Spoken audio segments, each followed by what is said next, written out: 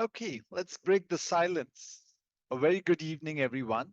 Thank you for participating. And if you have journeyed with us from this morning for this session, it's been a long day.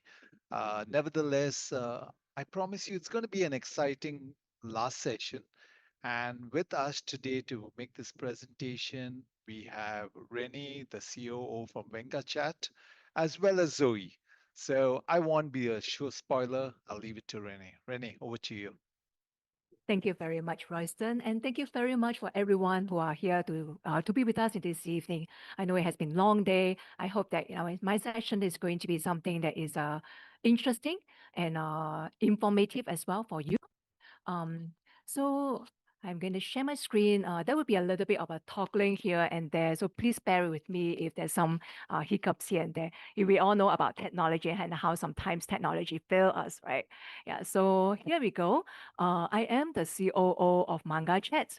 I'm not going to tell you much about what Manga Chat is today. This session is not for me to sell Manga Chat to you, but I think the topic today is about applying AI into our conversational skills with the person that we are caring for, right? So before I begin, I would like to actually know more about you, and that's why I would like you to go into the Mentimeter. I'm going to copy the links and on the chat. If you have a phone, you can scan the QR code. If not, you can just click onto the link and try to fill up this form of a Mentimeter. So please bear with me and give me some time.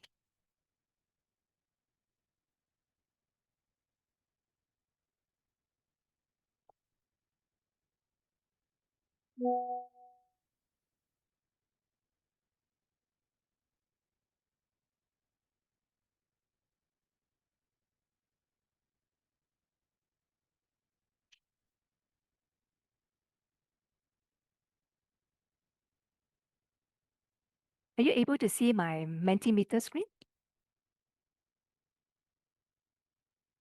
Yes. Okay, great. Yeah, so on the screen, you can see that there's a QR code. If you can use your phone to scan the QR code, please scan and just let me know who you are really caring for. Because I understand that we are all caregiver here.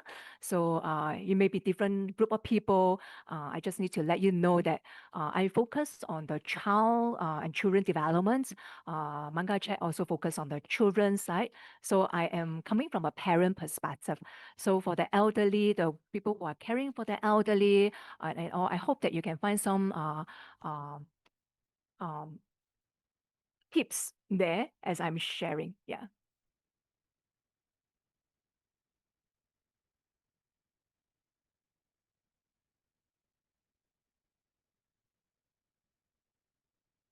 and just give a bit more time for the rest of you to fill up the form so that we know who we are talking to.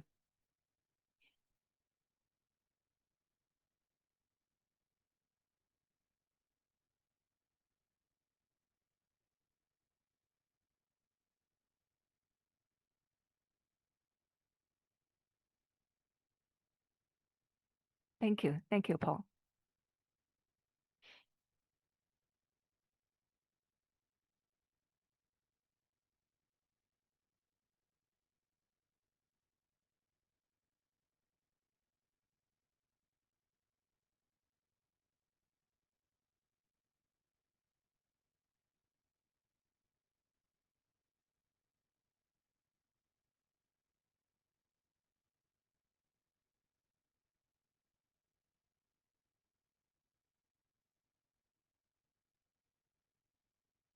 They can pick multiple answers if you have more than one group of people that you are caring for.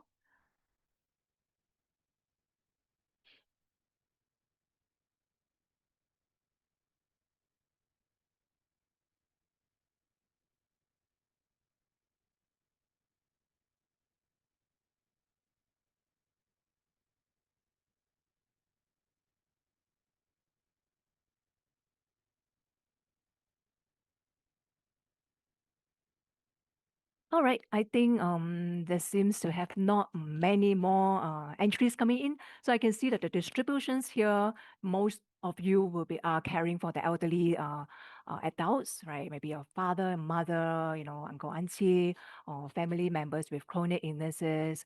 Some of them are parents here, right? Thank you very much for your input. So I know I'm talking to. As mentioned, I will be focusing more from my angle of coming as a parent. Uh, but of course, AI. Nobody is stopping AI to help us. Teach us how do we communicate better with other people, right? So the next questions I would like to know is, as you join these evening sessions, okay, so for the parents here, I just want to know the age group of the kids that you are caring for. Who is the youngest child? What is the age of the youngest child? Oh, that's very young.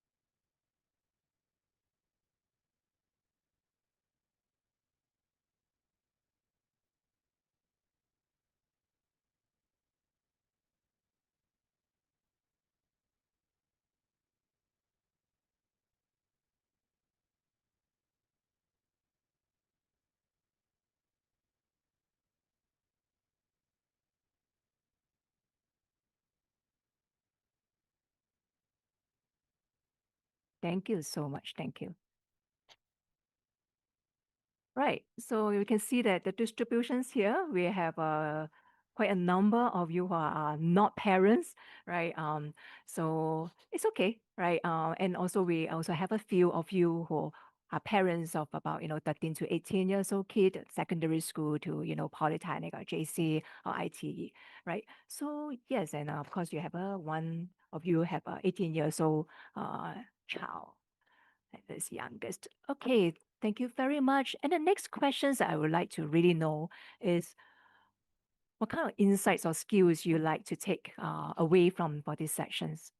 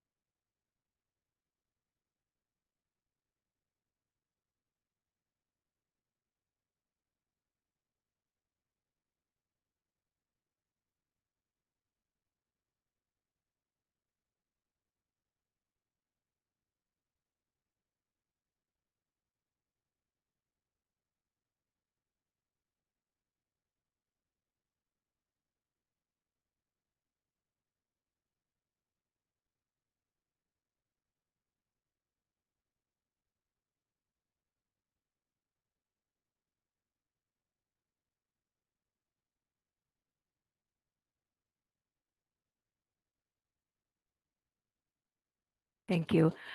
Most of you have signed up for this session. Of course, you want to find out more about how AI can help us, right?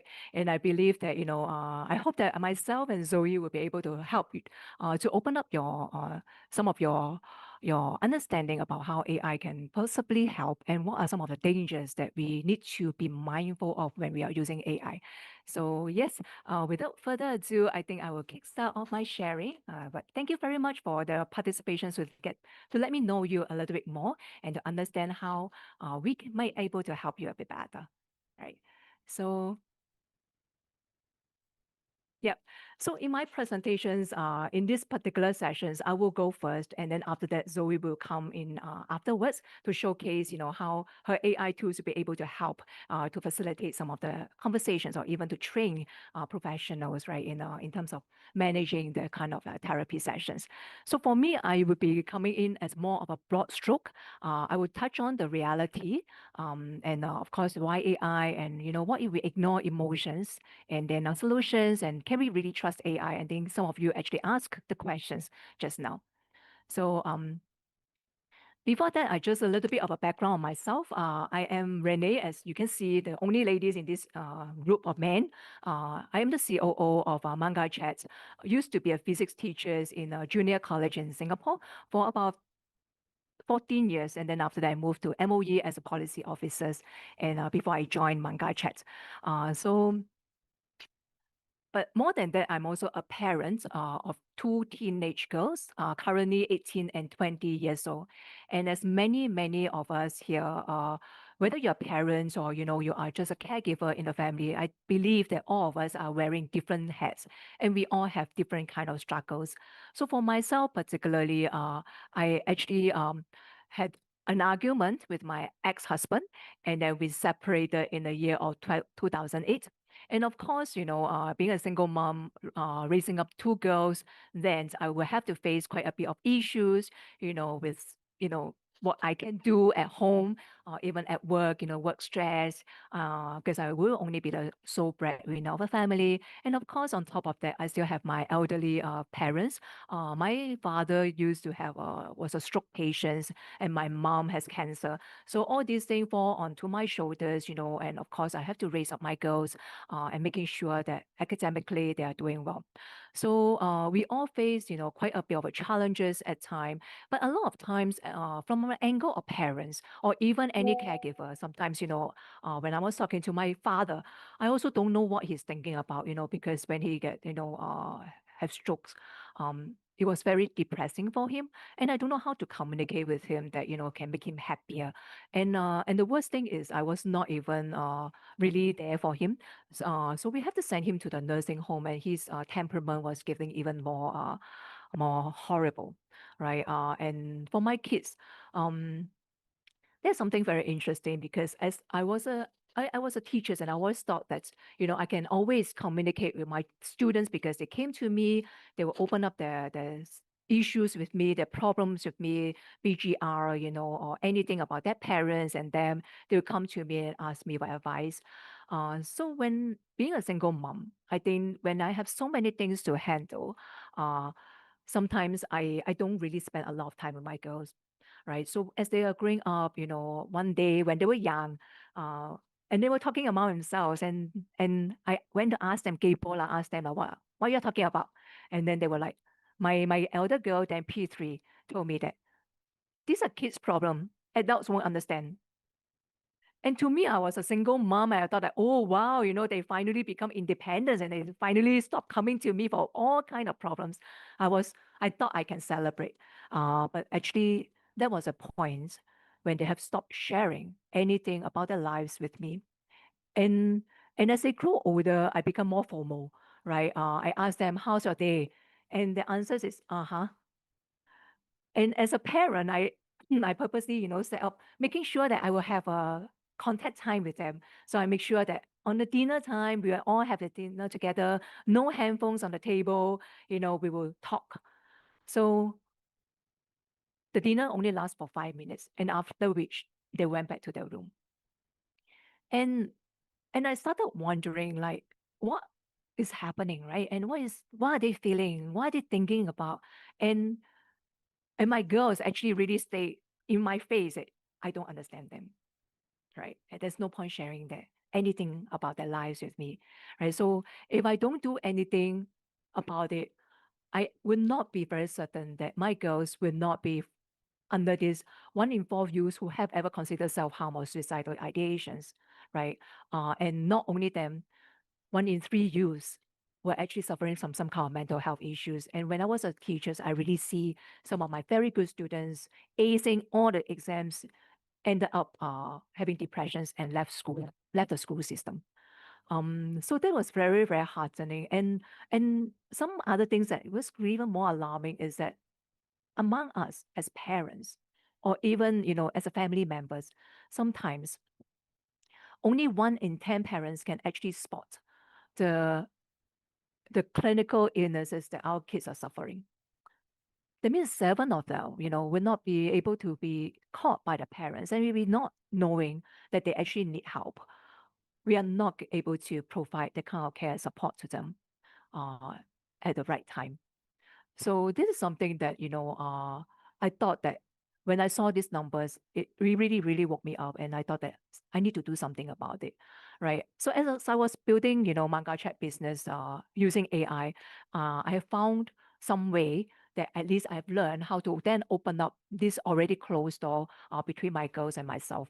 Right. So I hope that, in this journey, I'm going to share with you this journey. I'm not saying that my journey is the best, and I'm of course not saying that I'm the best person to talk about it. I think I'm the worst parents of all that you can see. Uh, but I'm sure that, and I hope that if I can do it, I hope that you can also learn something from these sessions. But before we move on, again, I would like you to go into the Mentimeter, right? As I have shared with you my journey as a caregiver, being a parent, and some of my struggles that I am facing, I would like to also know, what about yourself, right? So, what are some of the struggles, or maybe if you can, just share with me one particular word to describe your current relationships with the person that you are caring for? How do you feel about your relationships? Are you happy with it, or you think that it's very tense for you, or you think that there's a lot of misunderstanding, very tired? I can understand that, because in this group, we have people who are caring for, people with chronic diseases, illnesses, or aged parents. Sometimes it's also quite a handful to handle our kids. Empathetic, disengaged. Yeah, it's frustrating, can be sometimes. It's very lonely journey, yes. I'm happy to see that someone is hopeful about it. Yes. Don't lose hope. Yeah.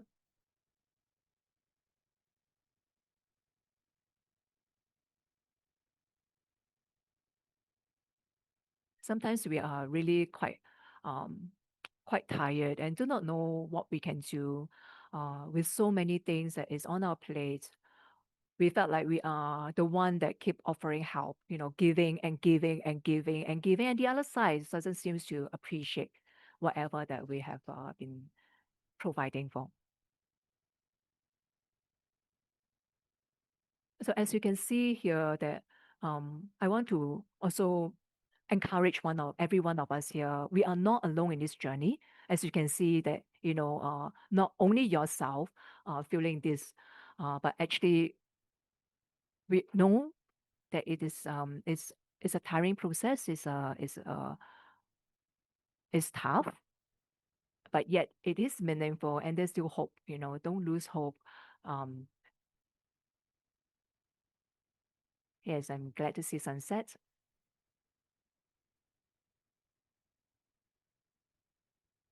And as we are seeing all this, a lot of these emotions actually boils down to your your current feeling. And it is hard to see when you are very tired, when you feel that you need to break. Please try your very, very best to go for a short break. Even just a walk, like 10 minutes of walk uh will be good, because when your eyes are moving left and right when you're walking, it does help your brain and make you feel happier, to clear your mind a little bit. So sometimes, just set up a little bit of a hack and routine in your daily life with us. help you in this journey. It is going to be a long, long process, long journey. We know that caring for someone, it is not a one-off. It is not like I jab, go for a vaccinations or go for a surgery, things will be okay. No, I think the kind of emotional baggage is even more tiring than the physical health to a certain extent, right? So I would like to encourage all of you here that find a support circle, find out things that you can actually do for yourself first, take care of yourself before you actually care for your close one. So and the next question I would like to know is so of course when you are sharing all these challenges, right, the emotions now, maybe if you can just share one of the challenge that you are really facing now, that some of you are tired, being sandwiched perhaps, from different people, have different struggles or different opinions, maybe,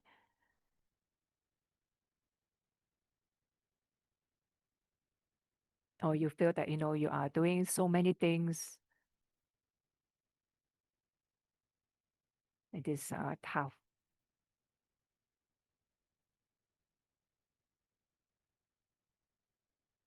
Hmm.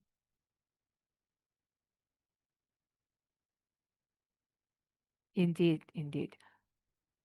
Sometimes in the midst of busyness, we will often find ourselves, we don't know what we are doing for, why we are doing all this thing, you know, and whatever that we are doing, it seems like they don't appreciate it, they don't know about it, and we just keep giving, and we we spend a lot of time, we put in a lot of effort, we focus so much on them, uh, and we just lost ourselves in the midst of all this. And there's a lot of expectations. People are telling us what to do, what we need to do, you know, and you just sometimes feel very, very overwhelmed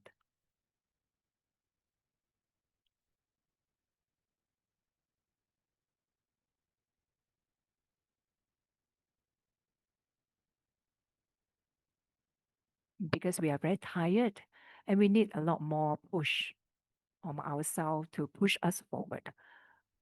There's a lot of pressure that we face.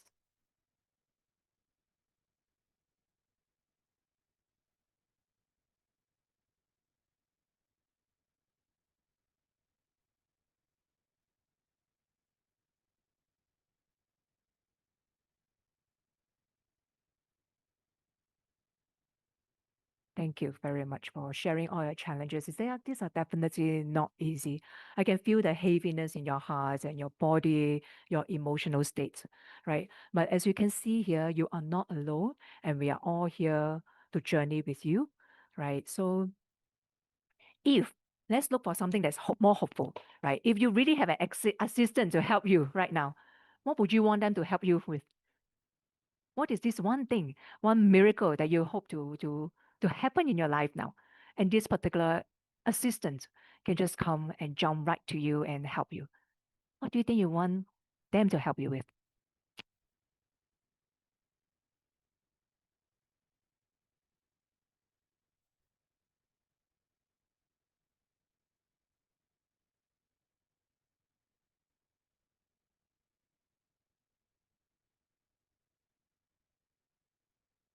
Hmm. To teach you how to say the right thing? Somebody who listens,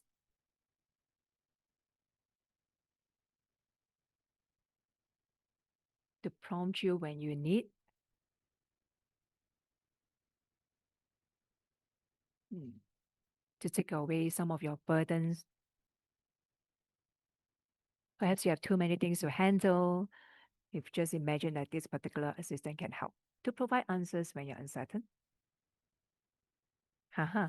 This is something that's very tough, like elderly, can you please get up and do some exercise? How do we encourage them, right? Mm.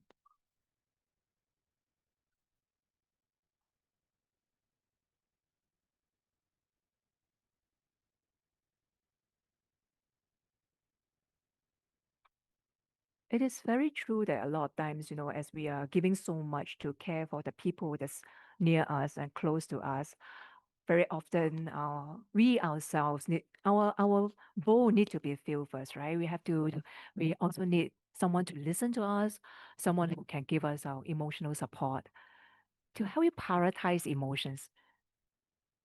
Interesting, how to prioritize emotions. Yes, help you to take care of yourself. Very often, I think when we are caring for people, this person called I often will not in the pictures as you need to care for. But I would like to really encourage you guys to really think about it.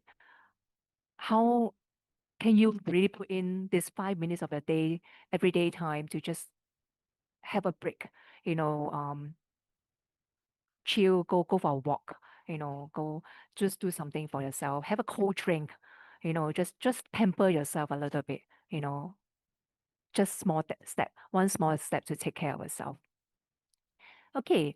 So the next question is, now we are all on the AI topics, right? We all know about ChatGPT as well. I just want to know how many of you have ever tried asking ChatGPT for help with all your personal challenges. Some of you actually wanted to know what to say at the right time, how to help, and oh, someone has many times, not just for work, personal challenge. I know that perhaps a lot of us are using ChatGPT for work. Me myself, definitely using it for marketing, campaign, copywriting, everything that I need. Uh, I use ChatGPT. But have you really asked ChatGPT, you know, for personal challenge? Interesting. We have actually quite a number of you uses ChatGPT. Yeah.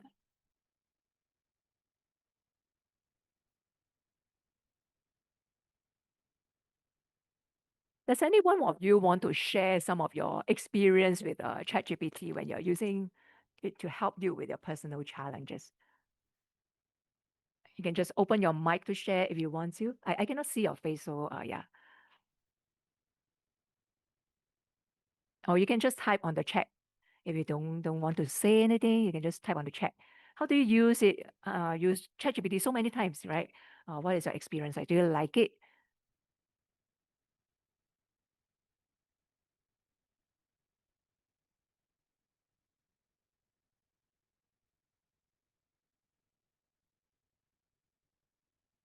Anyone?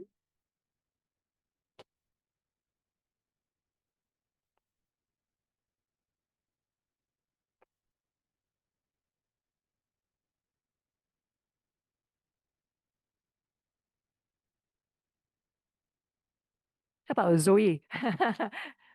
Have you ever used ChatGPT for your Yeah, personal? I'm just about to type. Okay, so from my own experience, I use it more for my own admin stuff, like for example, help me draft an email. I think it's very tedious, so I usually use it to help draft an email or rephrase the sentence for me. But I don't usually use for my personal challenges. I mean, ask questions about when I'm having questions, but it just helped me to brainstorm and yeah, brainstorm only. Um, yeah, then would it be helpful? I think Yeah. yes. Yeah, sometimes if you need someone to listen or need someone to talk to, I think it's a good tool. It's 24/7 available for you. Yeah. Yeah, thank you. Okay, so thank you, Zoe and Tae It Leong, right? Help refine commercial emails, supplier and customer prepare speech. Yes, yes. I also use all this, ChatGPT for work. Um, but for personal challenges, right? Have we really asked them, how do I talk to my husband? Right. How do I talk to, my mom? She don't want to exercise, how can I push my mom to exercise? Right. Yeah. Have you ever tried asking? Right. So in these sessions, I hope that I'm going to do a little demo later. But before that, maybe we can ask ourselves, right? Why do we even turn to ChatGPT? So let me just stop this screen. Give me a moment. And let me just go back to my slides. Yeah. So the question is, why do we turn to AI some of us actually do ask, ChatGPT quite a bit of questions. I've ever even seen someone who even asked a virtual boyfriend, just keep talking to a virtual boyfriend because the one in real life stopped talking to her. So he just keep talking to ChatGPT as though he or she is a companion, right? So why do we really turn to AI? It's like actually this AI never interrupts or judges you. Just recently I went to Iris because Iris has been charging me my tax more than what I need to pay. So I went to Iris and I thought that I want to talk to these live agents on the chat functions. And I went there and I was talking to this guy, and then the guy was like, "Oh, you are having a so this is a live person behind the machines. It is not AI." And he immediately jumped into the conclusion that, "Oh, I think you are having these property tax issues, and I will refer you to the property tax agents." I said, "No, I'm not looking at property tax. I'm talking about my income tax." And I like, on the chat, I keep saying, "Wait, can you stop? Can you stop transferring me to another person? I need to talk to you." Human, whether you like it or not, our brain somehow has been functioned in a way that we would jump into judgment quite quickly and quite fast. And that's why sometimes, as just now when you see that some of the challenges that you're facing now, nobody seems to be really listening to you because when you are talking, they already have a pre-notive or notions and thinking that I know what you're saying. It's okay. I don't need to pay attention. They already judge it. They already close their ears. So, but AI won't do that. AI will be patiently waiting for you to write out whatever that you want to say. They will never chase you unless you press the enter button wrongly, right? But even so, if they do not have enough information, they will still ask you, "Oh, I do not have enough information. Would you like to give me more?" Right? They are so patient and they never interrupts you, right? "Oh no, sorry," right? And you can always be 100% yourself because they don't judge you. So you can ask them any kind of things under the sky, under the any kind of weird stuff that because they will not say that these are not realistic, these are not practical. Come on, wake up your idea. You can be 100% of yourself. You want to be a cat and you tell ChatGPT, "I want to be a cat one day." He will actually entertain you, right? And the other thing is that AI remembers everything. How often have you actually talked to your wife and your husband, your mom and your dad, and you tell them all these things and then they forgot about it. And then when you go back and then tell them, "Hey, you know what?" And then they were like, "No, you never tell me that." But AI never do that. Yeah, so later I will show you how it is. Right. And the best thing, Singaporean, we all like cheap stuff, lah. Huh? It's free. It happens anytime, anywhere, right? You can just ask away anytime. So convenient. You don't have to wait for the appropriate moment. Am I saying the right thing at the right time? No such thing. AI is always there for you, right? And some of you have not tried ChatGPT, so let's just go and try out our ChatGPT. So recently I told you that my daughter is 18 and 20 years old, and my daughter's as 18 years old, having a last year in her IB, and she had decided that she doesn't want to go to school and she doesn't want to take her prelims, right? So what do? I ask ChatGPT.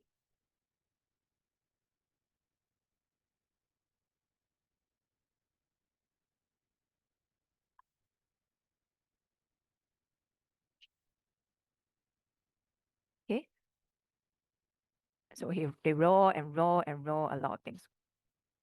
Okay, so I would like to ask you, when you ask ChatGPT here, right, very quickly within one second, or maybe 30 seconds, it comes up with a whole plan, tell you, "Oh, understand the underlying reasons.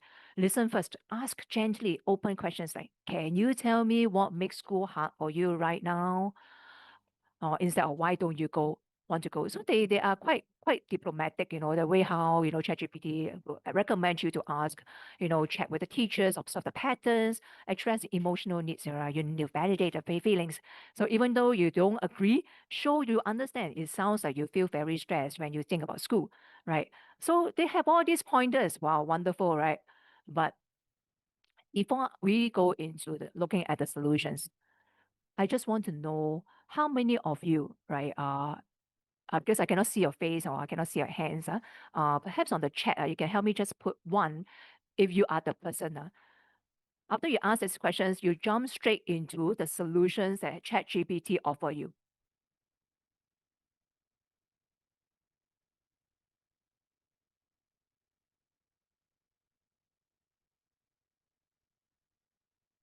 So after you ask the questions, you jump straight into reading. Point number one, understand underlying reason. What do I need to do? Address emotional needs. What do I need to do? Break it into small steps. What do I need to do? Or you actually read from the beginning. Wow, that sounds tough. When a child doesn't want to go to school, it can come from many different reasons: stress, friendships, academic pressure, anxiety, or simply a phase of resistance. The way forward depends on a lot on the why. So here are a few approaches you can try.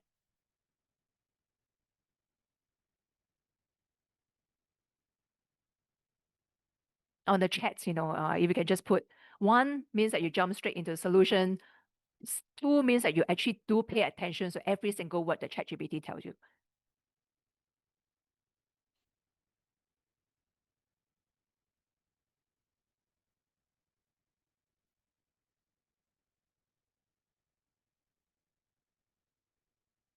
Okay, we have a tie. And more answers. Oh, okay. Okay.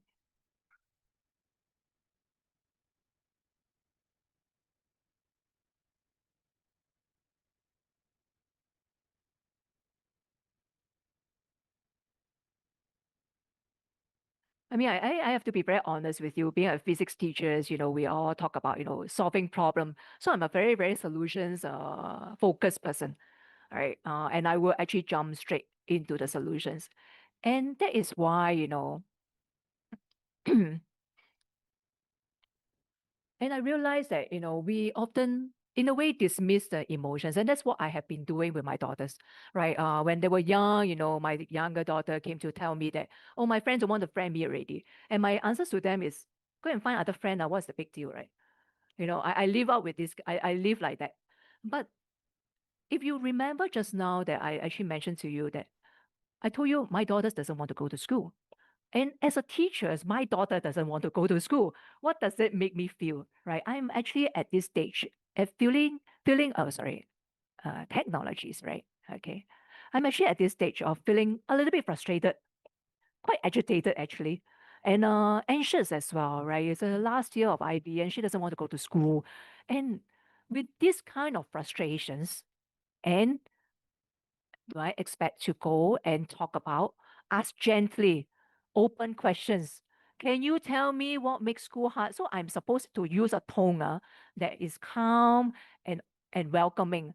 But if I don't handle my own emotions, do you think that I can actually read this sentence?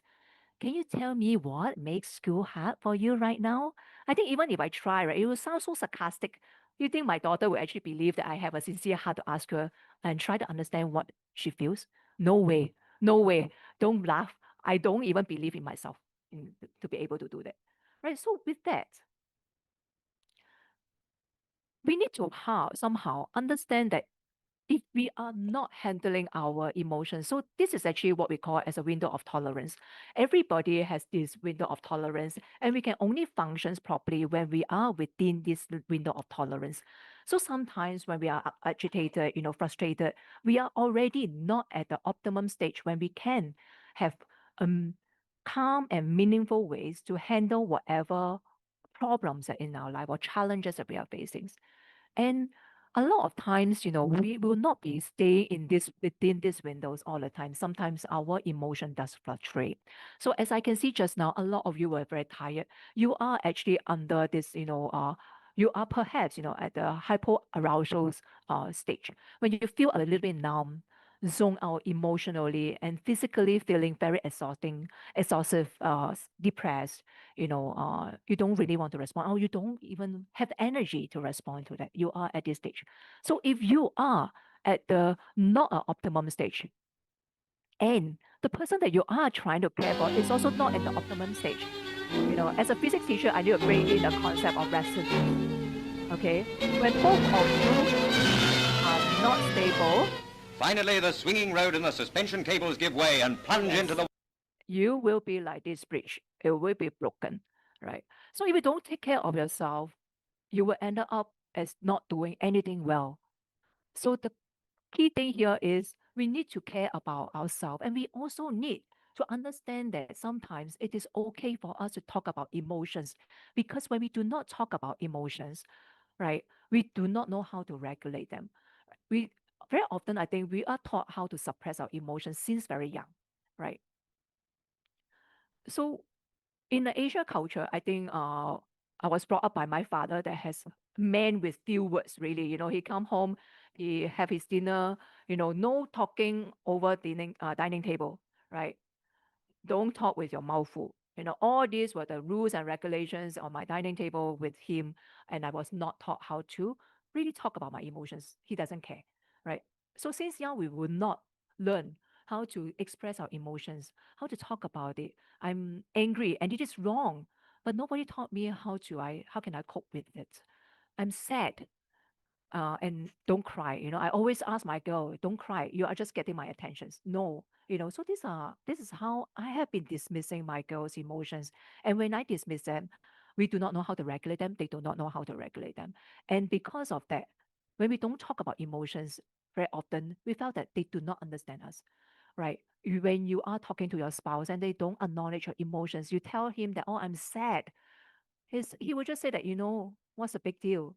Go and find other things to do, or what. But he never really acknowledged it. I think when you are talking about, I do not know what to say, I do not know how to open up myself, the first thing that maybe we can consider is to start talking about emotions and acknowledging them. They are not our enemy, but we have to embrace them and welcome emotions in our life, right? And when we are not talking about emotions and things are bottoming up in ourselves, and when we do not even have enough counselors in Singapore, look at this number, is horrible, 1 to 800 counselor to student ratios in Singapore, right? And of course, not to mention about we do not have enough counselors to support the entire nations. This is where something we need to be aware, right? And we need to know how to take care of ourselves. So do bear with me because I am really coming in from a perspective of being a parent. So my slides later on will be really focusing on early childhood development. But now I guess you understand why these numbers are so obscenely high in Singapore, because we have not been dealing with the root cause of the problem, which is to handle our own emotions and the persons whom we are caring for, their emotions. It is a lot to handle. It is not easy to handle emotions, right? So if we look at it, I'm talking about this child developmental stage. So from 0 to 18 years old, as a growing up stage, different stages have different needs. And there's actually, we as parents, we always talk about, cognitive development, or physical development.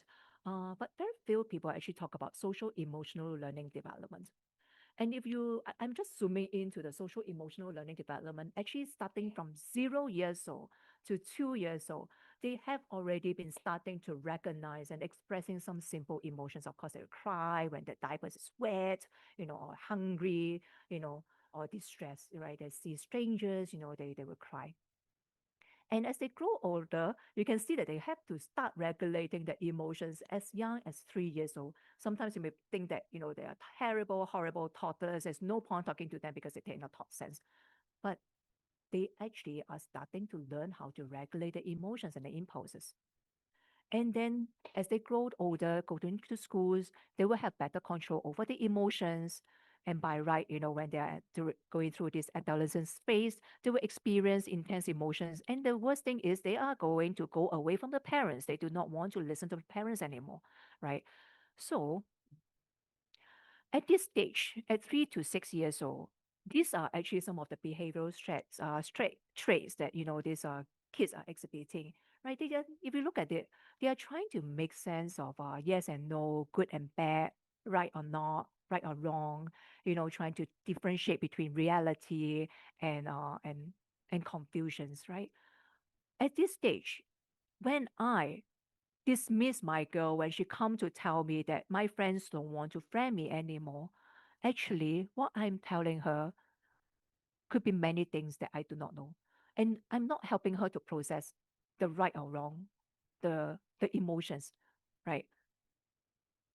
They will be, if I don't help them with that, they will be thinking about negative things, and they cannot get out of this box of a negative thoughts, right? So my girls then may actually be thinking about, oh, my feelings aren't important. Oh, I'm actually alone in this, right? And yeah, making friends is easy for others, but maybe it's not for me. What this really means is that my feelings is not important. They will stop talking about emotions. They will stop regulating it. I don't care. I'm just suppressing it. And that will become a pressure cooker. And, eventually they will go into the depression stage. I'm alone in this. I think a lot of us are feeling that, because nobody is listening to us. We felt that no one is really knowing my emotions. No one understands me. And if I if she went into this stage, making friends is easy for others, but not for me, that actually go into self-esteem and they would be thinking that I'm lower than other people and I do not believe that I can actually do a good job. And I will have no friends and it is okay. I just live with no friends. So this is actually a very big thing when we do not acknowledge feelings, when we dismiss them. Similarly, same things to us. What is exactly these feelings? We need to acknowledge them, but I'm not saying that we then stay into that particular feelings. I want to let you know that do not let this feeling to define who you truly are, right? You may be feeling sad, but this is not who you are. You are sad because of a circumstance, but who you truly are is more than your sadness, right? So I hope that with this we understand why emotions is so important, and this is why we do not want them to go into this hyperarousal stage when they will eventually feeling depressed. And that's why, counselors are using this intervention called a cognitive behavior therapy to try to make the thoughts visible, help them to adjust the mindset, changing from negative to positive, help them to cope with that, emotions and grow into a healthier habits in the long run. So that's where I came in. Manga Chat was built based on this particular principle. We gamify this entire cognitive behavior therapy to help our children to open up themselves more, talk about the emotions easily, right? So I'm just going to show you a video of Manga Chat. Hey there, ever feel something inside but don't really know how to say it? Like when you're sad, mad, or just meh? And even when your parents ask, you're just not sure they'll get it. But did you know, keeping all those feelings inside doesn't make them go away. It can actually make you feel worse. That's why we created Manga Chat, a fun and safe space where you can share what's really on your mind. The more you share, the more you grow, inside and out. And remember, you are never alone. Getting started is super simple. You can use your phone or laptop. Just go to the link and sign up. Create your own username and password. Pick a nickname, tell us your age and gender, then choose your avatar. Journal at least once a week to earn more food to grow your pet.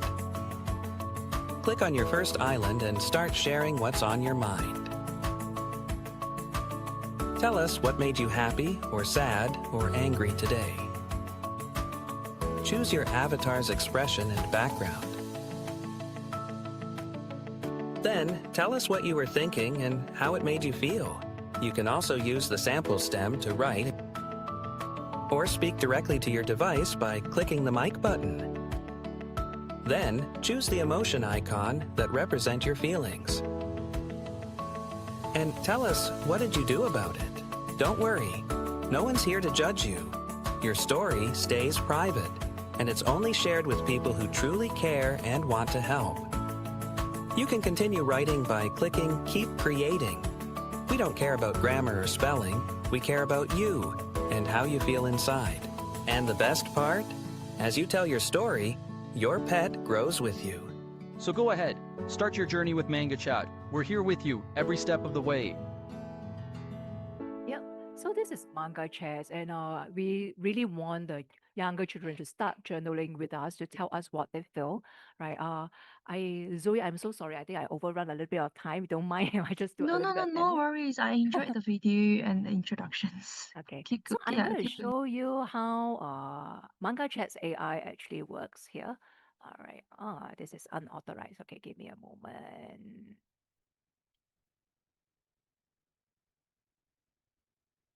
Interesting. See, all kind of things with Phil. But anyway, okay. Oh, yeah, it's here. So before that, I actually key in already a few journals, right? So imagine that, your kids or whoever tells you that, oh, today was a fun day in school. So during recess, we play on the playground and had a great time. It was so fun to play with my new friends. After we finished playing, I wanted to tell my mom because it was the best part of my day. Right.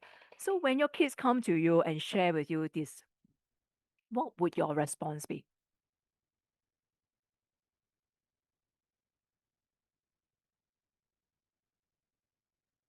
Or I maybe don't have your kids, mom. but I'm so happy for her. You're so happy for her, right? Yeah. Yeah. I think I think I was really a very terrible parent.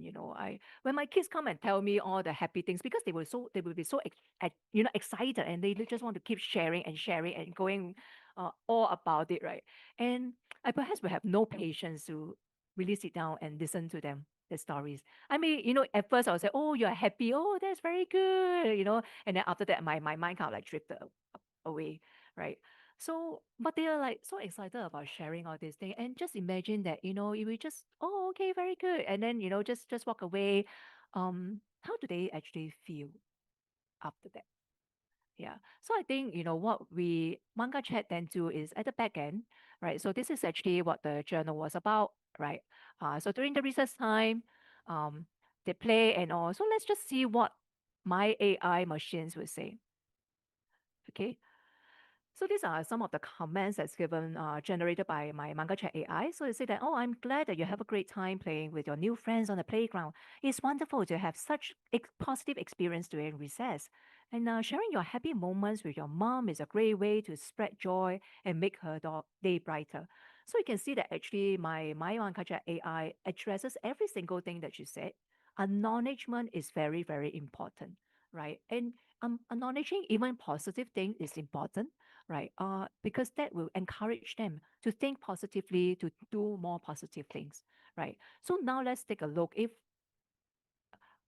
we receive a not so positive journal, let's say, she tell you, oh, my new friends suddenly stop playing with me. And I don't know why, I asked them, but they just walk away. And I thought we had fun today or yesterday. And I will just tell my mom about it. And if they come to you and tell you, right, if you were like me, lah, jialat already lah, jialat already lah. I would just dismiss her, actually because she was so happy. She want to come. I mean, not happy, sorry. So upset. She just want to share with me, how was her day, and I just dismiss her like that, right? I think this is really not, yeah, this is really not good, right? But what my AI then taught me is that okay? So he said, "Oh, I'm sorry to hear that your friends are acting this way. And it's important to communicate openly and honestly with your friends about how you're feeling. Talking to your mom about it is a good idea. And she can offer support and help you figure out how to handle the situations." So we can see that actually my AI is being trained with positive psychology. Every single thing that he is talking about is very positive. And because of this, I am learning how to speak to my daughter a lot more positively, right? I will always try to help hold myself back. Do not give solutions, Renee. Stop it, stop it. It is not about you, it's a lot about them, right? So I have to stop myself from going to give them the suggestions or solutions, right? No matter how smart I think I am, but actually now I'm thinking about it, I'm like so super stupid because I'm not looking at the real problem. I'm not listening to them because they just want me to acknowledge the emotions, right? Let me first acknowledge the emotion first. And this is what I'm learning from my AI, right? And of course I don't have a script by ChatGPT in front of me every time when I'm talking to them. But I think on my own time, I am learning as I'm building these machines, this AI. I'm learning from my AI how do I communicate better with people. And for us, we also do one step further as a parent. This is also how we would suggest to our parents. So you can see that, the child has experienced a range of emotions recently, from frustrations to confusions to happiness and a desire for connections. So they have shown a pattern of wanting to share the experiences with the parents, both positive and negative, indicating the need for understanding, support, and open communications. So there are a few suggestions that we will give to the parents. So for example, create a daily sharing time where you and your child can talk about your highs and lows without judgment of interruptions. So this one here, I think it is interesting because the AI did not say that, you got to ask your kids about their highs and lows of the day. They actually ask you to share yours highs and lows of the days as well. I think communications is a two-way thing. It is never about just expecting them to share with you and then you don't give back, right? What we will always do, and I learned from my AI, is that I need to be the one that start opening up myself first before I expect my girls to talk more about their days with me. I need to tell them how I feel and model with them how I actually handle the conditions and the situations, right? I think similar to my parents, I've been opening up myself with them as well, because a lot of times I think that my parents do not understand me, and my parents will also think that I don't understand their problem, right? I think uh, as I will share with them, they will be happy to hear what we are sharing with them, and they will also share some things that they are facing with them, and try not to judge, right? I think I also have a tendency that my mom was telling me that, oh, her stomach ache, and I will just say, go and see a doctor. I don't know what to do, right? But actually, later then we found out that she has colon cancer, right? So I think there's a lot of things that, I wish that I can I know and be more open about and care for them a little bit more, right? But at the same time, we need to know how to care for ourselves as well. So we need to also take care of our own emotional state. Then the last questions come to here, right? I think some of you actually also ask, can we really trust AI, right? Um, the danger of believing that AI completely, for example, ChatGPT is your best mate, or whatever that they give to you is legit, right? Some of them are actually quite logical, but however, we are not sure that whether the data that they give us is real or not, right? Sometimes they're hallucinating, even though without truck, right? They can give you fake informations or fake news, whatever, because anything on the internet, that's where they draw it from. Sometimes you ask ChatGPT, where is your source? They actually cannot give you the source, right? So I think a lot of times you have to actually validate whether the source that ChatGPT provide is correct. Or I will always ask them, what is the source? Give me your proof before I actually believe in what they say. Other thing is that sometimes they do not know the audience, so they will give you undesirable content. So just now when I asked, ChatGPT about my daughters who want to go to school, actually they give us some of the strategies that may not actually work, because why? They do not know my daughter well, right? My daughter is 17, 18 years old. You cannot tell me things that I'm actually working on, young kids like 5 to 6 years old kids. This doesn't work. So these are undesirable content that we need to actually somehow make sense for ourselves. Or maybe you can probe them further, probe ChatGPT further. And of course, sometimes we also worry, right? Everything is online, data disclosure. Although ChatGPT has disclaimer and say that, oh, it is end to end, we do not share all your information with other people. But however, AI is still being AI sometimes. Scammers are very smart. They can go past that kind of gateway and go through it and try to take out certain things.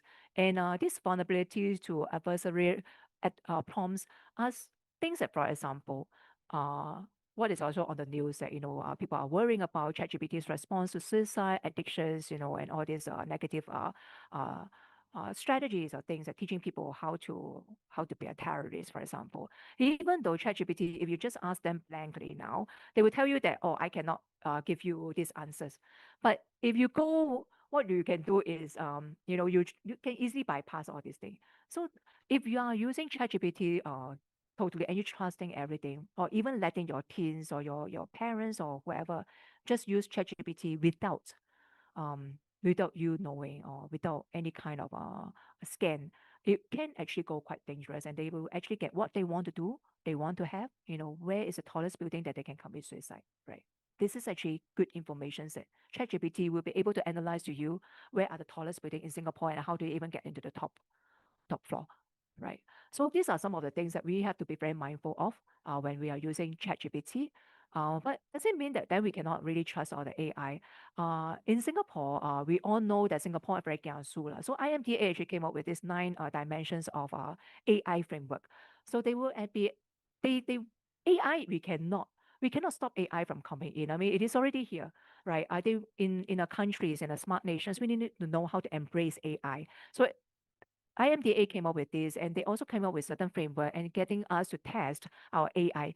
So this AI verify foundations actually will make sure that the AI company will have certain internal process that is being monitored and governed, right? There is also a level of human involvement. If let's say, for example, my manga chat actually is built for mental health, right, for youth and children. Actually, I don't immediately give them the AI response. Behind the back end, you can see that my AI suggests the comments to the adults who are could be the teachers, parents, or counselors, and the counselors will be the one that deciding what comments to give it to the youth and the kids, right? So there's some kind of adult, human involvement because I myself also can't trust AI completely, right? And then and we need to then communicate very clearly to you, the stakeholders, how we are actually using AI. So as long as our AI is explainable, being transparent and being fair, and we are able to allow feedback to come in and pick our AI to change it, right? Actually, Singapore is moving towards an AI countries, right? We and IMDA is doing their best to actually govern all these things. So can you trust AI tools out there? I think maybe you can also go to the website and make sure that they do have all these things put in place, right, before you actually trust that. But of course, anytime our Mind 9, which is free, you can always just go to the website. You can talk to this little penguin here uh, about your emotional stage. And I think that is also one particular part is talking about, for caregivers. They understands you, just talk to them. I think this is a little bit safer, but it is not as intelligent as ChatGPT. I need to warn you first. So with that, I mean, I'm just posting a little bit of Manga Chat lah. So far, Manga Chat is being trusted by 160 organizations across 16 countries. We already have 100,000 registered users, and we are continuing to improve our AI to making sure that it is trustable. So I hope that I've answered some of your questions here.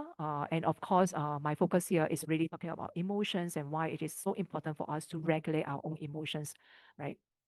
So, uh, AI can definitely guide and support, but definitely it cannot take away our job. The love and presence of us as a being a caregiver cannot be replaced by AI.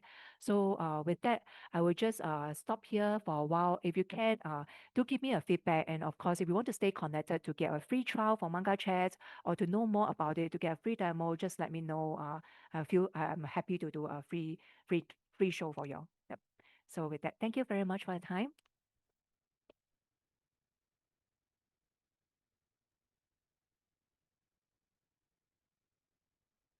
Thanks, Rainy. I think I'll just leave this page for a few minutes so that everyone interested can scan the feedback. Actually, know Rainy about a few months ago, and then I saw how amazing that their team is working on.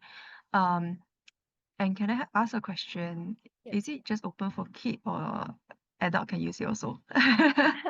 Actually, it is open for everybody. So we partner with Care Corners, and we have included some of the materials from Care Corners talking about how do we handle stress, how do I regulate the emotions. So if you are interested to know that platform, do let me know. I can send you a free link to just Yes, yes, yeah. exactly. Because there is a term in psychology is self-awareness. Yes, I believe you're also aware, right? So for adults, I think self-awareness is very important. Awareing or even noticing your emotions. yes, That's why even when we at work, when we feel like, oh, I'm so mad at this client or I'm so mad at this person, right? Or my boss.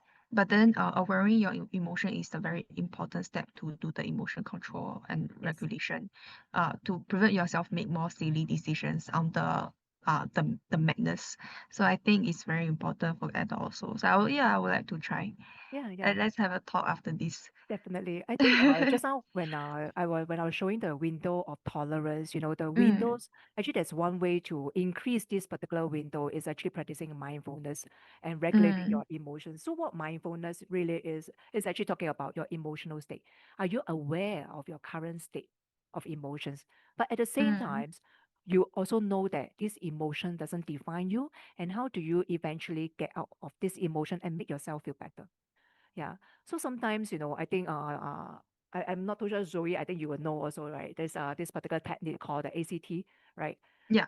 Yes. So I think in the near future, actually, Mangacha is looking into developing this parenting app to also look using ads to help facilitate or to train parents, as a habit. So how can I help myself to regulate my own emotion and subsequently regulate others' emotion as well? So if you would like to stay in touch with Mangacha and looking at our development, please drop me a text, or just fill up this form.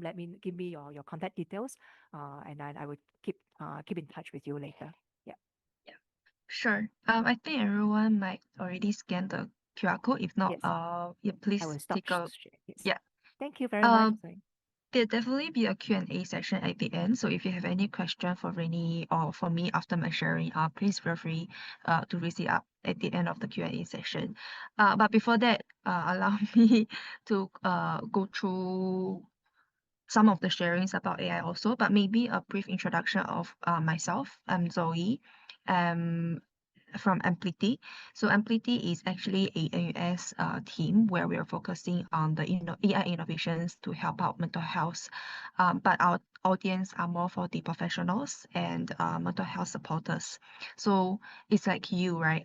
Social workers, caregivers who stay in very close touch in those people who needs mental health supporters. So those are the group of people that we are helping and supporting.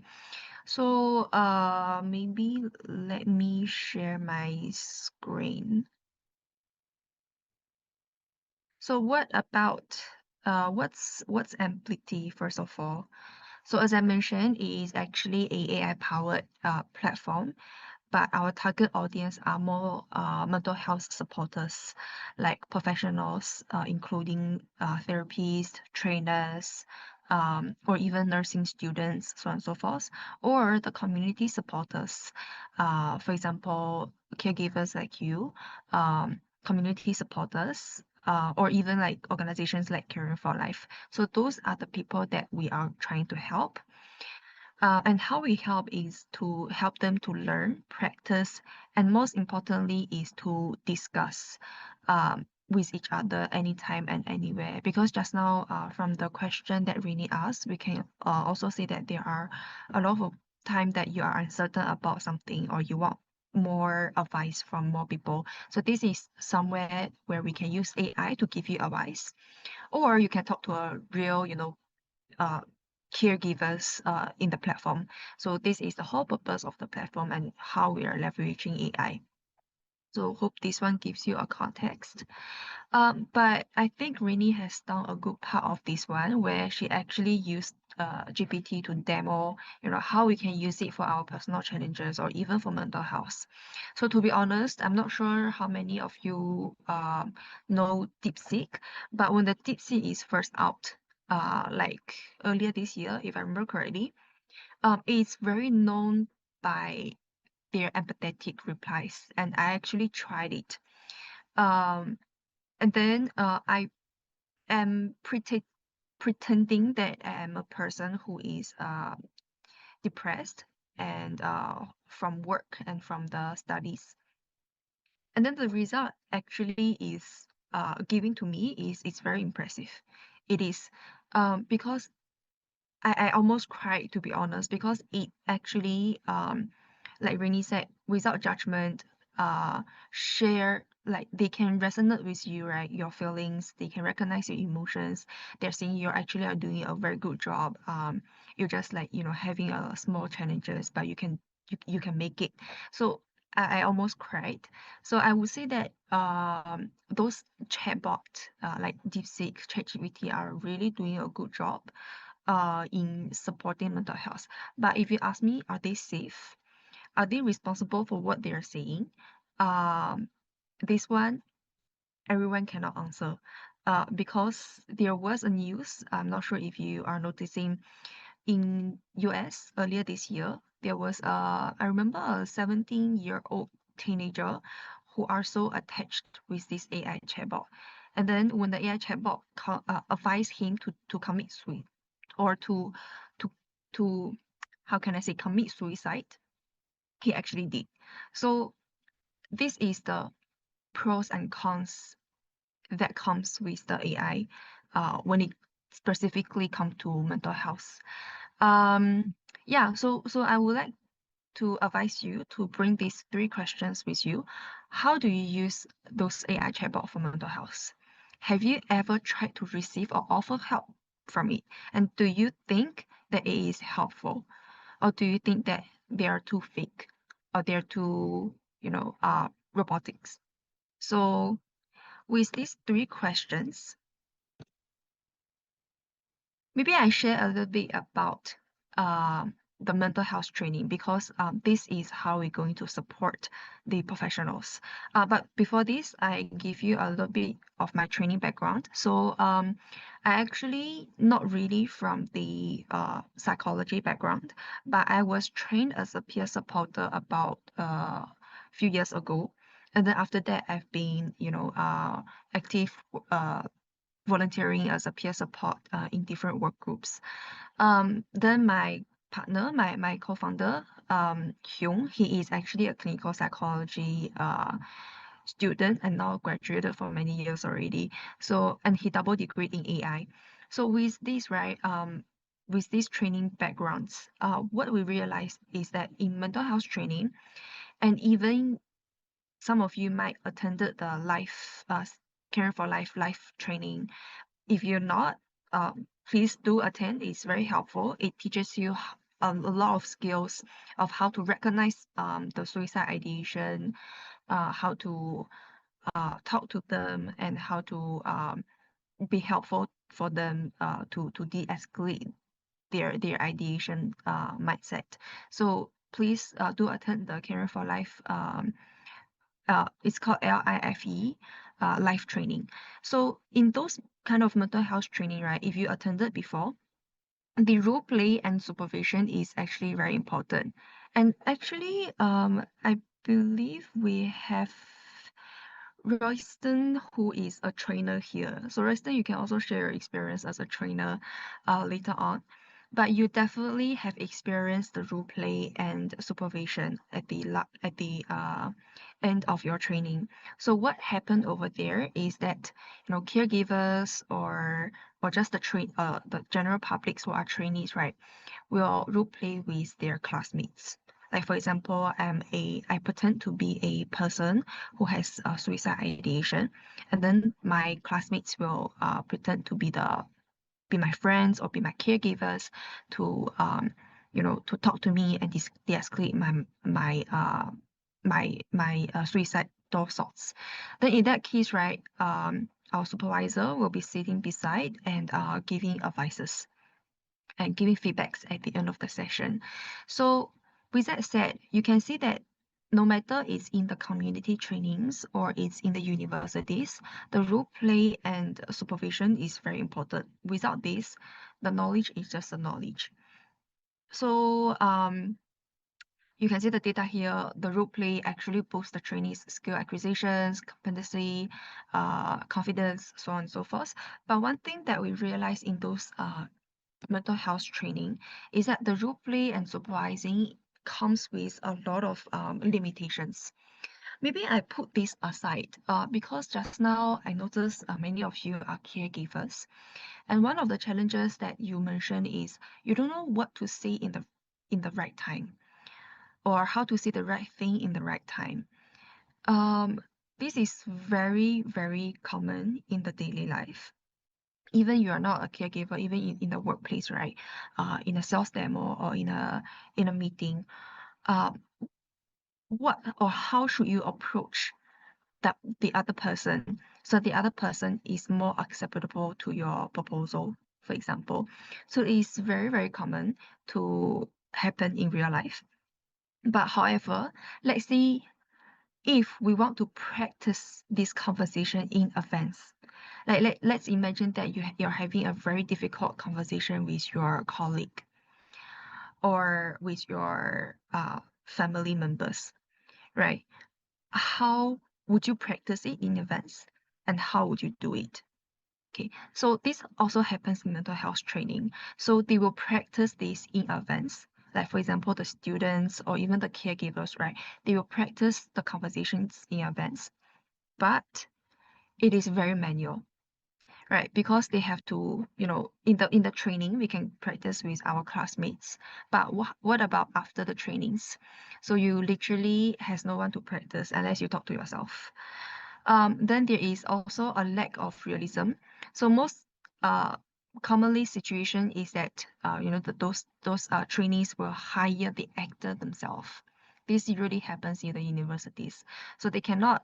But however, those actors, right, are not really the person with the mental illness. So they couldn't authentically replicate what's happening in the actual patient's thoughts, right? So it's very like, it's like a very fake role playing.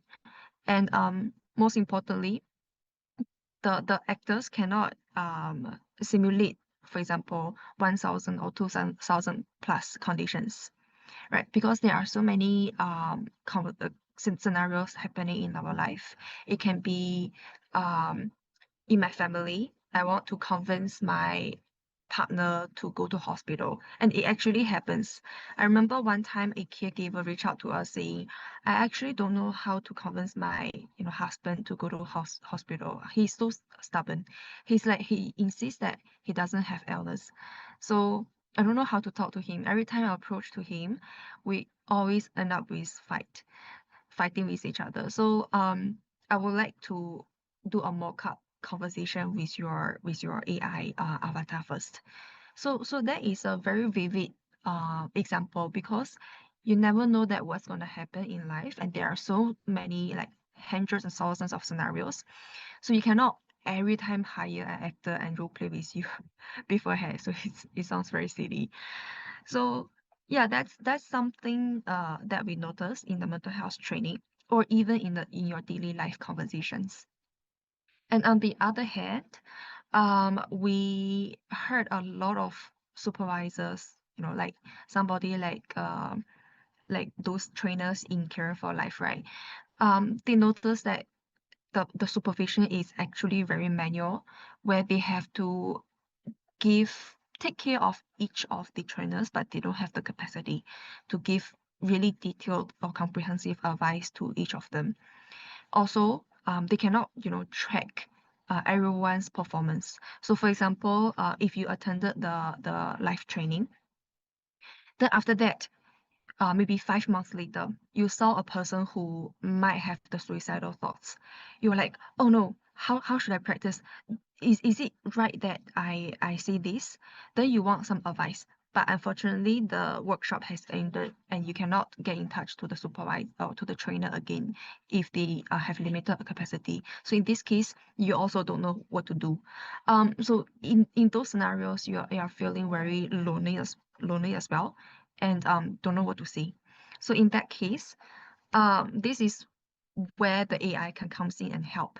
And actually, just a general sharing, there are actually many simulation tools or helping tools that is available in the market.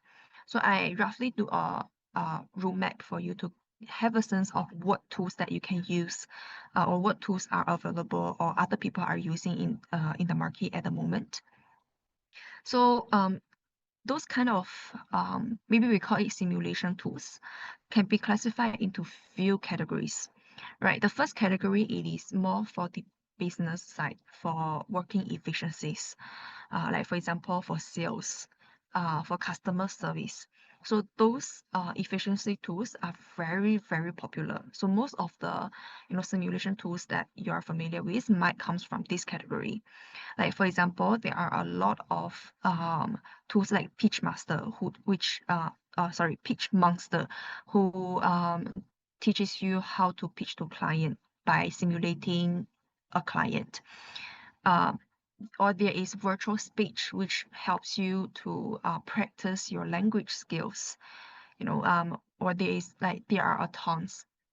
So the ones that I listed here is more of the representative ones. You can take a look if you're interested in this category.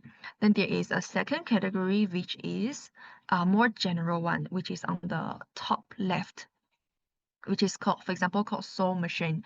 So what they are doing is actually having a very realistic AI avatar and AI voices. And then you can use it for any type of purposes. it's either that AI accompany, right? So it's like those AI virtual girlfriend, boyfriend, those kind, or you can use it as a, again, do a sales demo, but it's a general purpose. So it's not to a specific purpose. Or even you can use it as an AI therapist. So they claim that they are trained based on many of the, psychology frameworks like CBT, which stand for cognitive behavior therapy. So those is the second category. I think their selling point is mostly on, realisticity, how to make the conversation and the face expression more realistic. Right, then comes to the third category. So the third category now I'm talking about is more for mental health. Right, so the third category is having a specific purpose, and which can be for mental health. And we are forced into this category. But however, there are also a lot of tools in this space. I wouldn't say that we are the only one doing it. So for example, Emojump, which is actually a very mature tool, they are focusing on psychology training and help and assisting the professionals like psychology as well. So they are also doing, for example, simulations, immediate feedbacks after your practices, so on and so forth, which is also very helpful. You can also take a look.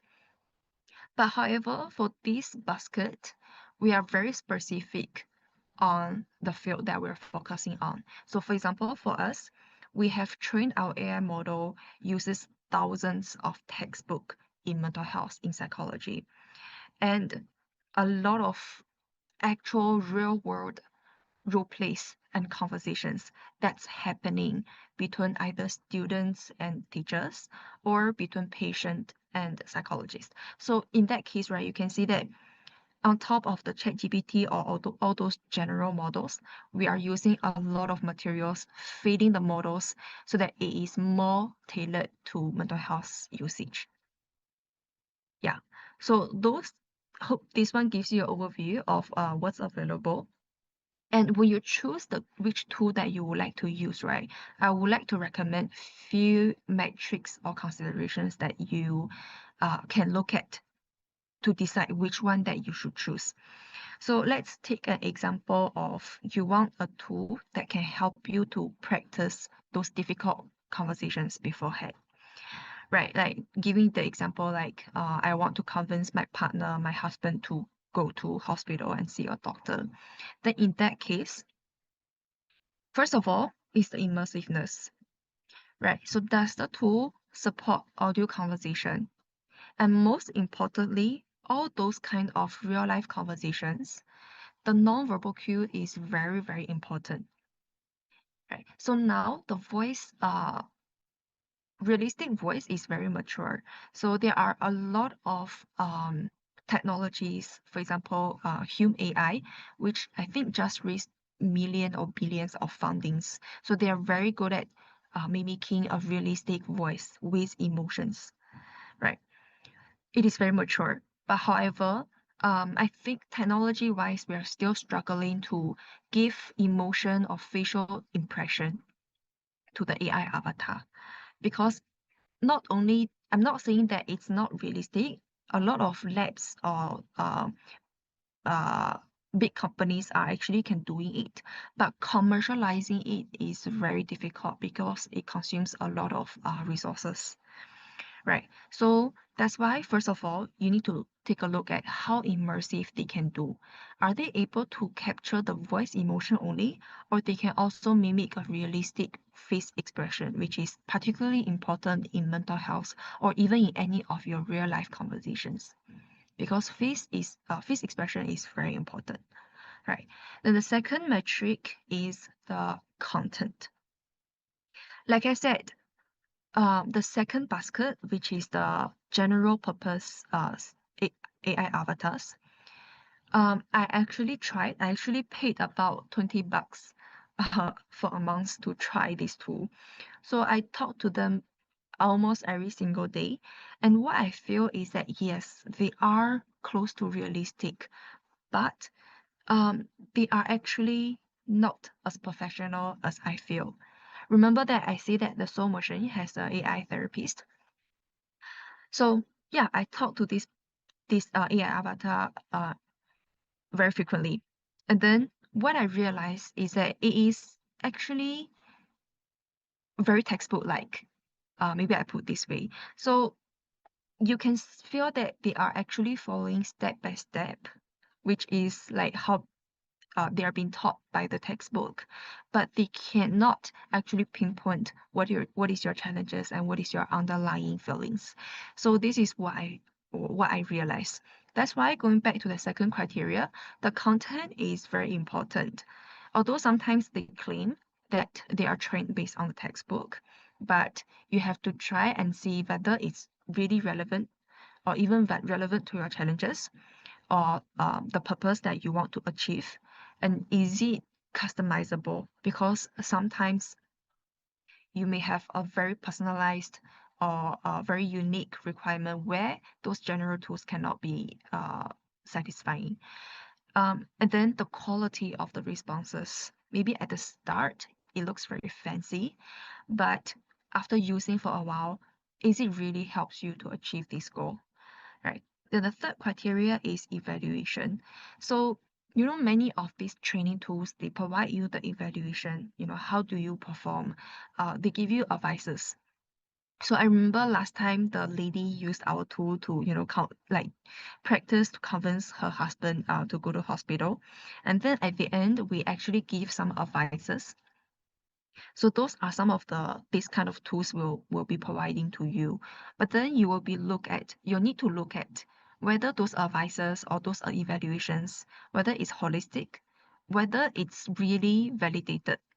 What I mean by validated, right, is whether it's really being helpful or being recommended by many of the other caregivers or many of the other professionals. And they verify that yes, it actually works, so that the AI tool recommend to you, right? So giving an example, Rini just now shared, the ChatGPT actually gives a list of suggestions, but are they really being validated by many of the others? We don't know. ChatGPT just give whatever that they can generate, right? But you have to filter it out, and you don't know whether they are validated. So this is why you have to look at whether the advice and evaluation or the feedback that they give you is really verified by someone else and is relevant to your challenge, right? The last but not least is definitely the user experience. Does they provide realistic, for example, simulations? Do they connect you to the community that you can always ask questions? And most importantly, is it safe? Is your personal data protected? So all of those factors are very important to consider before you actually use any of the AI tools. So here comes actually an overview of how Amplity looks like. So like I mentioned, we have the AI role play where the AI is the carer or the virtual client with depression, so that you as a caregiver or as a peer supporter or as a trainer, for example, can talk to this person and practice this conversation first. And then we also have the AI analysis where we actually allow you to upload any of the conversations that you had in your real life. And then we give you analysis of, for example, how do you perform, where you can improve, and next time how we can approach it better. And then the last pillar is AI assistant, where, for example, you can always ask questions how I should approach to this person, right? Either it's your carer or it's your family, friends, colleague, so on and so forth. How should I approach? And what would be the better way? But again, I think I'll mention this later as well, but back to the question, AI will never give you the 100% correct answer. Yeah. And then there are a lot of some other additional modules that I won't be going through in details today. So yeah, so this is something that I would like to raise your awareness and think about it. So the ethical use of AI, I think Rini has covered quite a bit of it, which I also totally agree with. So some of the key factors that you need to think about: security, responsibility. So who is going to take the risk, the responsibility if someone happens or something happens, right? So for example, in the case of Caring for Life, we're talking about suicide prevention, right? But what if our AI tool, you use our AI tool to practice a suicide prevention scenario, right? And then you feel like, oh, it's okay for me to ask this question, or it's okay for me to talk this way. Then you bring it to your actual person who needs help in real life, right? And then that person becomes worse because of you said this. But then you were like, but I tried in the AI first and it works. So then in this situation, who is going to take the responsibility? Until now, I cannot give you an answer, because remember the kid who killed himself because of the AI avatar. There is no conclusion as well until today, right? So responsibility is still an gray area until that there is a clear, for example, guidance that published by authority to clearly define it, right? But I think Singapore government is already working on it very hard. And then it's safety. So sometimes in our system, in our platform, we also do have a lot of emotional draining scenarios, like anger management, trauma, suicide, so on and so forth. So how to prevent you to get this emotional drained from practicing with all those scenarios is another thing that we want to look at. But of course, I won't be diving deep into it today, and I will not be the best person who dive deep into it. But it's also, I'm raising those questions to at least have awareness of what you should notice and what are some of the potential risks when you're using those kind of AI tools. Right, so safety is another very important thing, especially in mental health. It's either you are a carer, care receiver, or care supporter. Your mental health is always very important. So even you are practicing, the emotion that you put in, right, to wanted to, help this person is already very tiring. And then is the bias and fairness. So a very interesting thing, we developed this product in Singapore. So the Singapore culture is very dynamic.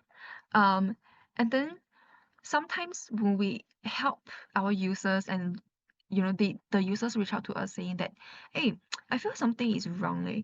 Can you take a look at my conversation? And then we take a look and we find out there are a lot of cultural related things, language differences. They're using Hokkien to respond to the AI avatar sometimes.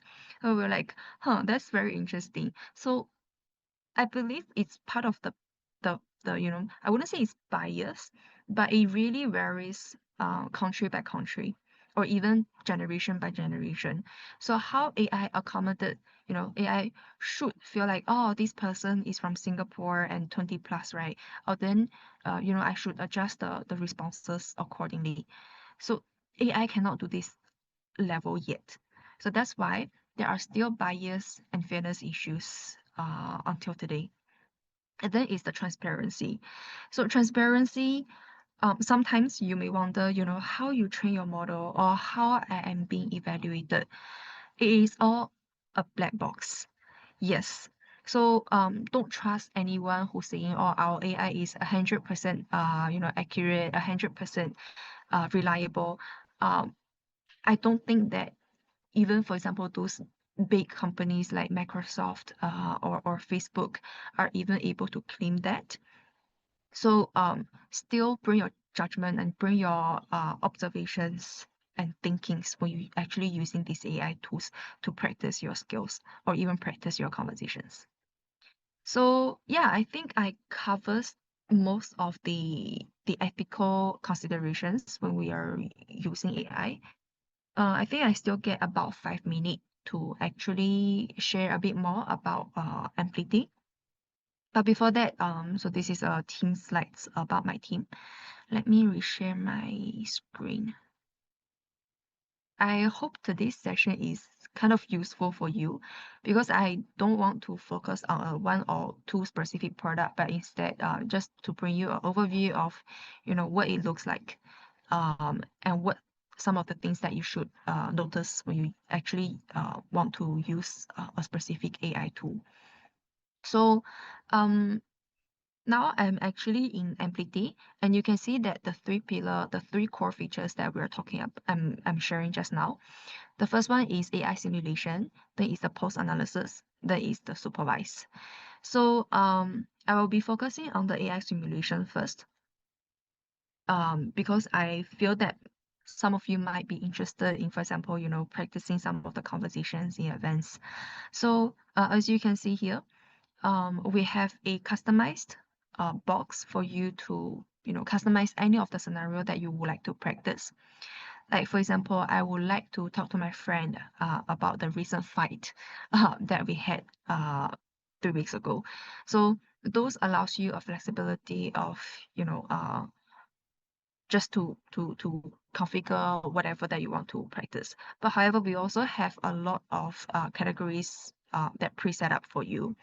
So for example, we have categories of friendship, anger management, family conflict, emotion regulation, so on and so forth, bullying.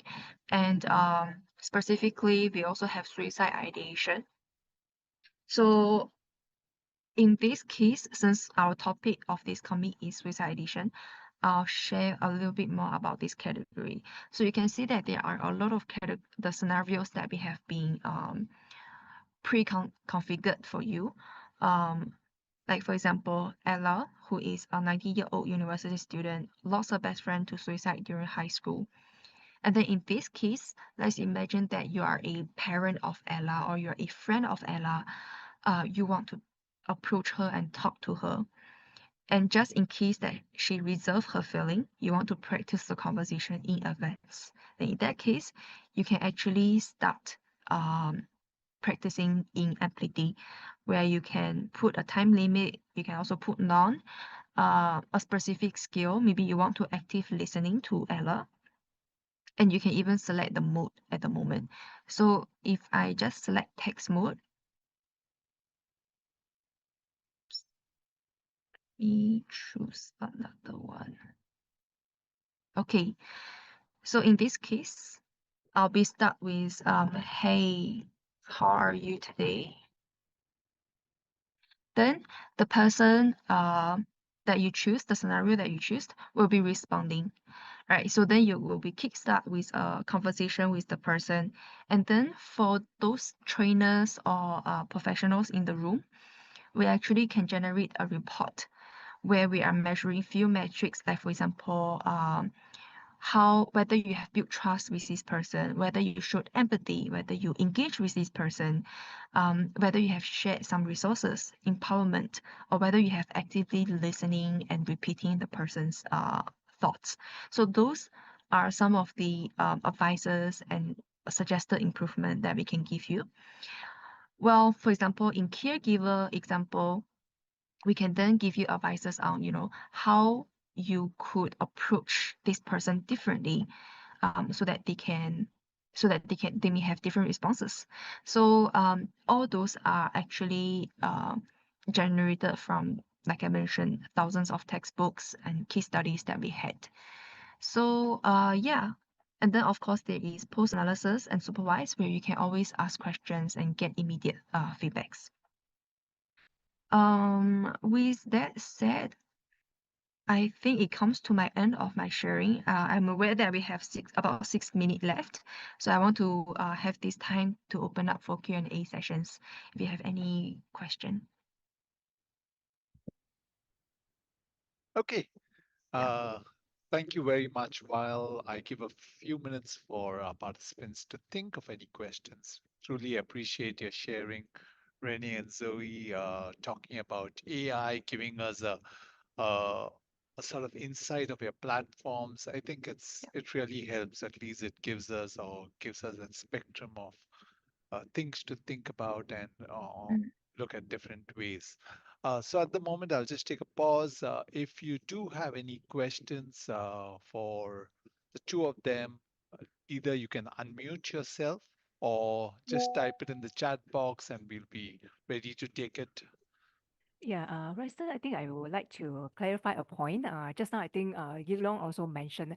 Actually, I need to clarify that we do have a lot of trained counselor in Singapore, but what the 1 to 800 was particularly just to the school system.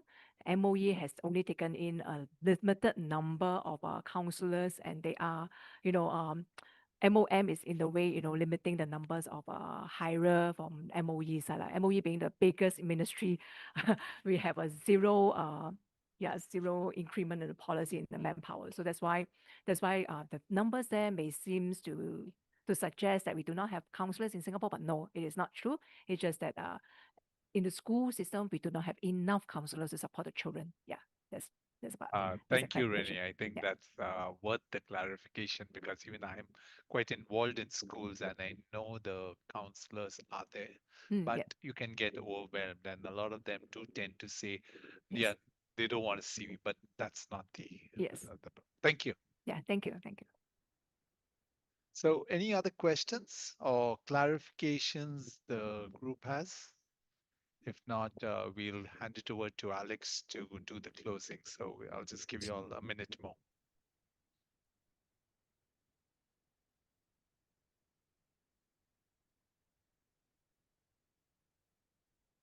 Okay, I think with this, I'm sure you all can always write into them if you have any further questions that you'd like to ask.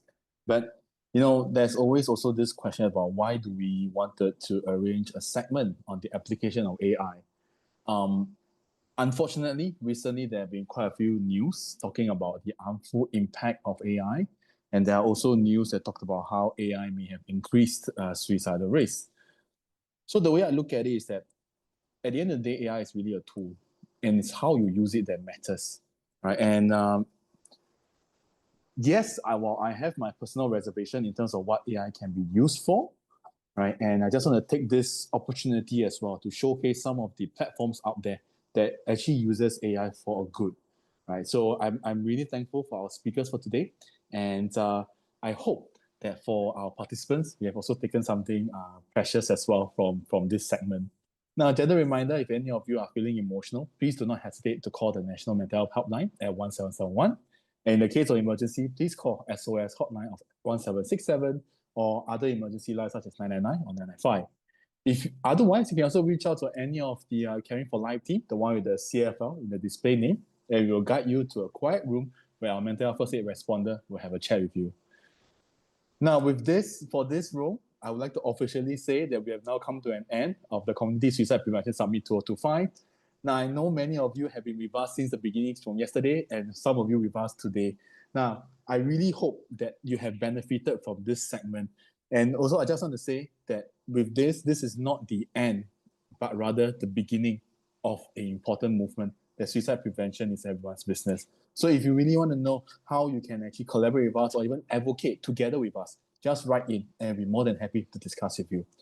So with this, thank you very much for all your time. I'm so humbled that all y'all have been spending a precious time for this topic and in this conference as well. You may now exit the main room, and I wish all of you a blessed night ahead. Bye-bye. Thank you very much. Thank you all. Have a good Thank night. you. Bye-bye.